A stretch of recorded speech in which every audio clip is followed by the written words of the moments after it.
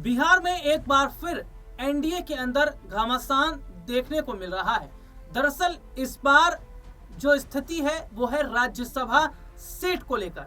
अभी हाल ही में बिहार विधानसभा चुनाव के नतीजे सामने आए हैं और चुनावी नतीजों के बाद में अब एक बार फिर से पार्टी के अंदर, एनडीए के अंदर तकरार देखने को मिल रही है। बिहार चुनाव से पहले भी सीटों को लेकर जहां चिराग पासवान जो है वो बीजेपी के खिलाफ नजर आ रहे थे, जीतन राम मांझी नजर आ रहे थे, तो ऐसे में एक बार फिर से मांझी ने बीजेपी के खिलाफ मोर्चा खोल दिया है।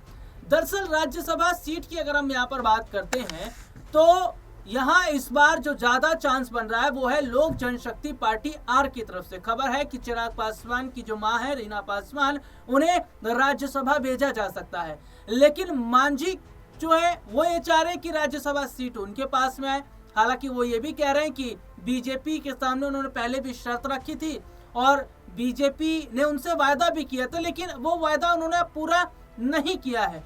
तो क्या जो जीतन राम मांझी हैं वो अब एनडीए का खेल बिगाड़ते नजर आएंगे या फिर कुछ बड़ा जो है बीजेपी इसमें करती नजर आएगी, मांझी की नाराजगी को दूर करती नजर आएगी? इसी मुद्दे पर आज हम बात करेंगे। बातचीत करने के लिए हमारे साथ हमारे खास सहयोगी अमन सर इस वक्त मौजूद है। सर बहुत बहुत स्वागत है इस प्रोग्राम में आपका। सर, राज्यसभा सीट के लिए इस वक्त दो पार्टियां आपस में भिड़ रही हैं, एक है लोक जनशक्ति पार्टी आर और दूसरा है जीतन राम मांझी की पार्टी। और जीतन राम मांझी ये कह रहे हैं कि राज्यसभा सीट उनके पास आनी चाहिए क्योंकि पहले ही उन्होंने मोदी जी से बात कर ली थी, पहले ही डील कर ली थी, लेकिन अब ऐसे में देखा जा रहा है कि मांझी को साइडलाइन करके चिराग पासवान की मां रीना पासवान को आगे बढ़ाने की बात हो रही है। सर, क्या मांझी जो है वो राज्यसभा चुनाव के दौरान एनडीए का खेल बिगाड़ सकते हैं? देखिए राहुल जी, बिल्कुल बिहार की राजनीति में एक कह सकते हैं दिलचस्प मोड़ यहाँ पर आता हुआ दिखाई पड़ रहा है, क्योंकि राज्यसभा चुनावों का अनाउंसमेंट हो चुका है।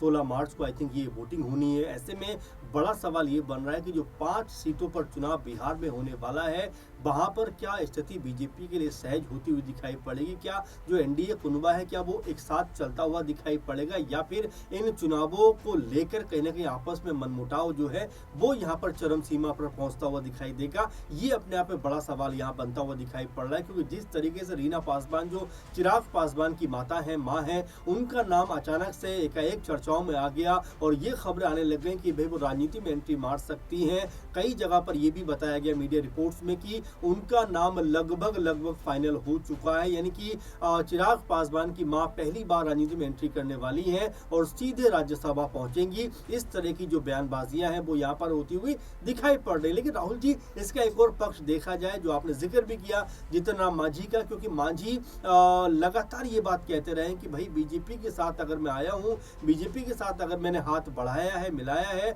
तो मेरा भी उसमें कोई ना कोई स्वार्थ है, लाभ मैं भी लेना चाहता हूँ। क्योंकि बीजेपी से वो ये कहते हैं कि मेरी बात हो चुकी थी कि भाई कम से कम एक राज्यसभा की सीट तो हमें मिलनी चाहिए, लेकिन अब जो समीकरण बन रहे हैं राहुल जी, उसके अनुसार तो ऐसा नहीं लगता कि मांझी को कोई सीट मिलने वाली है, क्योंकि 5 कुल सीटें हैं और ये कहा जा रहा है कि 2 सीटों पर बीजेपी, 2 पर जेडीयू, क्योंकि दोनों ही लगभग आसपास दिखाई पड़ती हैं। जहां 84 पर जेडीयू है तो वहीं बीजेपी भी 89 पे नजर आती है। लेकिन सबसे बड़ा जो इसमें फैक्टर निकल के आता है कि चिराग पासवान, जिनको लेकर कोई उम्मीद नहीं कर रहा था कि उनकी पार्टी 19-20 सीटें विधानसभा चुनाव में जीतती हुई दिखाई पड़ेगी, अब ऐसे में उनके पास 5 सांसद भी हैं, 19-20 विधायक भी हैं, तो यहाँ उनका जो पक्ष है वो ये मजबूत होता हुआ दिखाई पड़ता है। और इसी दौड़ में जो कह सकते हैं जीतन राम मांझी हैं वो यहाँ पर पिछड़ते हुए दिखाई देते हैं, क्योंकि उनके पास 5 आई थिंक विधानसभा में जीती हुई सीटें हैं। तो ये अपने आप में बेहद दिलचस्प दौड़ न सिर्फ बन रही, बल्कि कौन इसमें बाजी मारेगा इसके ऊपर निगाह भी लग गई। अब ऐसे में चिराग पासवान की मां को लेकर जिस तरह खबरें निकल के सामने आ रही हैं, उससे तो लगता है कि उनके नाम पर मोहर लगती हुई दिखाई पड़ रही है। और यहाँ पर जीतन राम मांझी के जो मंसूबे हैं क्या एक बार फिर मायूस नजर आएंगे, इसको लेकर लगातार जो खबरें हैं, जो बातें हैं, वो चलती हुई दिखाई पड़ रही हैं जी। और देखिए, दरअसल अपने दर्शकों को यहाँ थोड़ा सा आंकड़ा बता देता हूँ कि बिहार विधानसभा चुनाव के दौरान किसको कितनी सीटें मिली और किस तरीके से एक जो सीट है वो बहुत ज्यादा मायने रखती है इस एनडीए गठबंधन के लिए। देखिए, राज्य की 243 सीटों में सबसे ज्यादा बीजेपी ने 89 सीटें जीती, वहीं सहयोगी दल जनता दल यूनाइटेड को 85 सीटें मिली। एनडीए में शामिल चिराग पासवान की लोक जनशक्ति पार्टी रामविलास को 19 सीटें मिली। जितन राम मांझी की हिंदुस्तानी आवाम मोर्चा को 5 सीटें मिली हैं। उपेंद्र कुशवाहा की पार्टी राष्ट्रीय लोक मोर्चा को 4 सीटें मिली हैं। 4 सीटें जीतने में ये सफल रहे।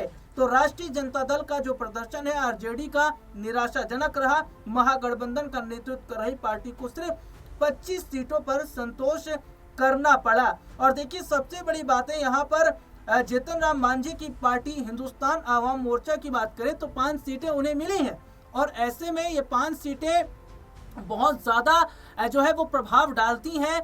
और यहाँ अब ये देखना होगा कि क्या जो जीतन राम मांझी की मांग है उसको पूरा किया जाता, क्योंकि देखिए दिल्ली में जब विधानसभा चुनाव होने वाले तो उस वक्त भी मांझी चाह रहे थे उन्हें सीट दी जाए, नहीं दी गई। झारखंड में जब विधानसभा चुनाव होने वाले थे उस समय क्या देखने को मिलता है कि लोक जनशक्ति पार्टी आर है उसको वहां पर सीट दी जाती है, लेकिन मांझी मांग करते हैं उन्हें वहां सीट नहीं दी जाती है। सर, ऐसे में अब क्या मांझी जो है वो कॉम्प्रोमाइज कर पाएंगे, क्योंकि बिहार विधानसभा चुनाव के वक्त में भी वो ज्यादा सीटें मांग रहे थे लेकिन उतनी नहीं मिल पाई। देखिए, जाहिर बात है, मुझे अभी भी याद है वो 25-30 सीटों की बात कर रहे थे कि कम से कम इतनी सीटें तो उनको मिलनी चाहिए, लेकिन जब बीजेपी फैसला करती है तो 6 सीटें उनके हिस्से में आती हैं और तमाम आनाकानी करने के बावजूद भी वो चुनाव लड़ने को तैयार हो जाते हैं। हालांकि ये और बात है कि 6 में से 5 सीटें जीतने में जितना मांझी कामयाब रहते हैं, लेकिन उससे महत्वपूर्ण बात ये भी है कि दिल्ली चुनाव में वो चाह रहे थे कि भाई उनको भी इक्का दुक्का सीटें मिलनी चाहिए, लेकिन उनकी जिस मांग को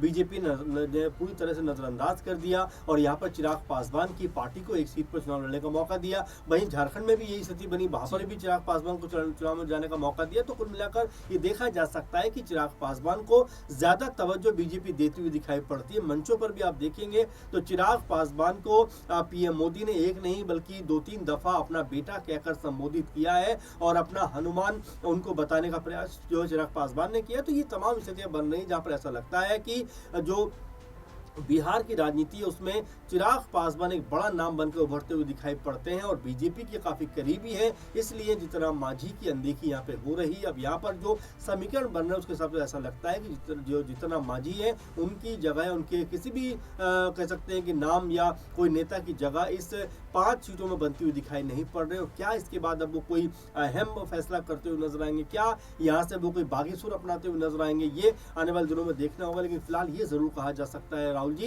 कि जो जीतन राम मांझी हैं वो पहले से ये बात कहते रहे कि जितना उनको मिलना चाहिए था उतना उनको नहीं मिलता, उनको उपेक्षित कर दिया जाता है, इसीलिए वो बीजेपी से बहुत ज़्यादा खुश भी नज़र नहीं आते। लेकिन जिस तरह सत्ता का के भागीदार वो हैं, केंद्र में मंत्री वो नज़र आते हैं, इसके अलावा उनके बेटे मंत्री नज़र आते हैं, तो कहीं ना कहीं खामोशी इख्तियार करते हुए दिखाई पड़ जाते हैं। लेकिन इन राज्यसभा चुनावों में क्या वो खामोशी इख्तियार करे रहेंगे या कोई बड़ा स्टेटमेंट या बड़ा कदम यहाँ पर उठाते हुए दिखाई देंगे, क्योंकि जीतन राम मांझी भले ही कह सकते हैं कि इस समय 4 या 5 सीटों की पार्टी के मुखिया के तौर पर देखे जाते हैं, सांसद भी वो इकलौते हैं अपनी पार्टी से, तो ऐसे में उनकी पार्टी कोई बड़ा इम्पैक्ट क्रिएट नहीं कर पा रही। क्योंकि आपको याद होगा संतोष जो उनके बेटे उन्होंने कहा था कि हम तमाम सीटों पर चुनाव लड़ना चाहते हैं ताकि हमारी पार्टी की जो भागीदारी है वो यहाँ पर बढ़ती हुई नजर आए। लेकिन जब 6 सीटों पर आप जाते हैं तो भागीदारी बढ़ने का सवाल पैदा नहीं होता और यही वजह है कि जीतन राम मांझी को कहीं ना कहीं कंप्रोमाइज करना पड़ता है, उनको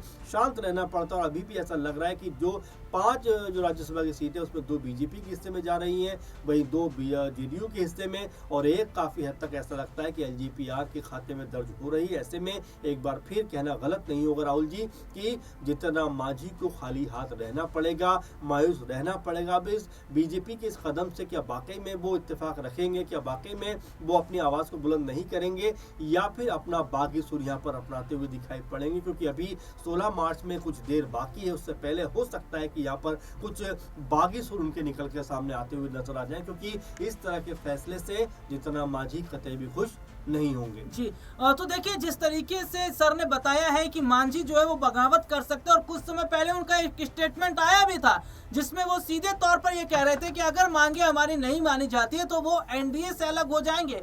यही बयान उस समय भी था जब बिहार में विधानसभा चुनाव होने वाले थे कि अगर इतनी सीटें नहीं मिलती हैं तो हम एनडीए से अलग होंगे, आरजेडी की तरफ जाएंगे। लेकिन इतने समय से जिस बगावत को लेकर जो है जीतन राम मांझी बात कर रहे हैं या एनडीए से अलग होने की बात कर रहे हैं, क्या अब ऐसे में एक बार फिर से जीतन राम मांझी के सामने संकट खड़ा हो गया है, या फिर उनके सियासी संकट को किसी न किसी तरीके से बीजेपी जो है वो ठीक करने की कोशिश करेगी, और क्या नाराजगी जो है वो मांझी की दूर कर ली जाएगी? अब देखना होगा आगे क्या बड़ा फैसला बीजेपी की तरफ से लिया जाता है, और ये जो एक सीट है ये लोक जनशक्ति पार्टी आर की तरफ जाती है या मांझी की तरफ। फिलहाल इस प्रोग्राम में इतना ही, मुझे और सर को इजाजत दीजिए।